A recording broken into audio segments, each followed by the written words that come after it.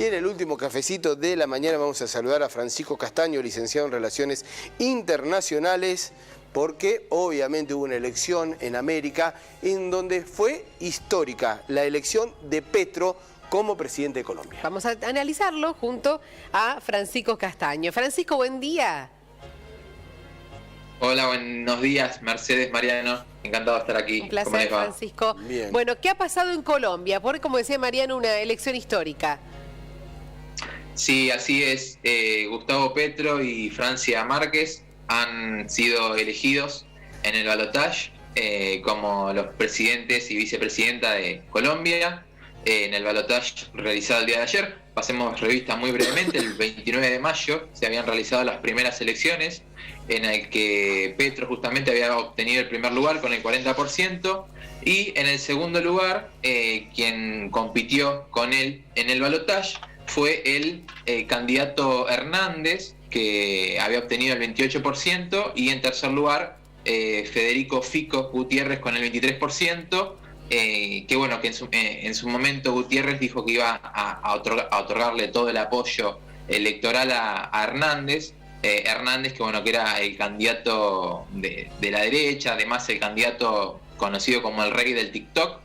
Y estas elecciones, como bien decían ustedes, terminaron siendo históricas en la medida en que es la primera vez en Colombia que la denominada izquierda o el progresismo llega al poder. Desde Colombia, sobre todo en las últimas décadas, que han tenido una situación social muy delicada, no solamente en la cuestión económica marcada por un neoliberalismo muy fuerte, sino también en la cuestión social, en la lucha contra el narcotráfico y sobre todo el ataque a los dirigentes sociales, ambientalistas, de izquierda, muy marcado. Tenían índices de asesinatos muy sombríos, muy altos, lo cual marca además que bueno, Petro no solamente es la primera vez, sino también en su tercera participación, en su tercera, por lo menos, elección. La primera había sido en el 2010 y la segunda había sido la última elección en el 2018, con quien era hasta este momento el presidente Iván Duque. Perdió en el balotaje en el 2018 y bueno, se convirtió junto con Francia Márquez, en este caso una abogada afrodescendiente, lideresa del movimiento ambiental sobre los derechos humanos, feminista, que bueno, que arroja un poco de luz, no solamente en Colombia, sino también en América Latina. Fue muy bien recibida por muchos líderes progresistas, si se quiere, de América Latina, que han saludado muy contentos esta victoria en Colombia. El rasgo es distintivo, ¿no? Vos lo marcabas por primera vez en la historia, también una vicepresidenta, una mujer va a ser vicepresidenta, va a estar ocupando ese cargo allí en Colombia, con las características que vos mencionabas, y el rasgo de Petro también, ¿no? Proveniente de la guerrilla, fue legislador, alcalde de Colombia, y en su tercera posibilidad o presentación como presidente, alcanza la presidencia de Colombia. No pertenecía a la FARC, ¿no? Era de otra facción, digamos. No, era el movimiento M19, si no recuerdo mal, que bueno, había luchado contra el gobierno, sobre todo en los 90, luego había depuesto, había entregado las armas y se había comprometido a participar democráticamente, pero sí, era no solamente la cuestión de la izquierda, sobre lo que era el anti-Petro, el movimiento anti-Petro, sino también su participación en su momento como guerrillero. Entonces tuvo que derrotar justamente a este doble movimiento en su contra, y además contra el poder instaurado, claramente, que en Colombia ha gobernado prácticamente en el último siglo.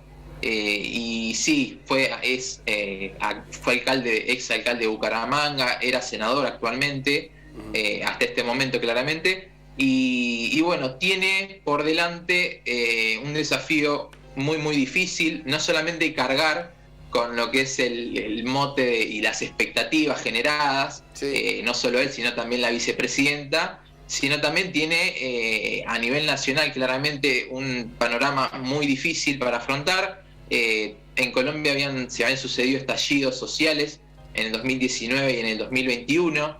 La pandemia también incrementó en gran medida los índices de pobreza, que superaba el 40% hasta el año pasado en Colombia.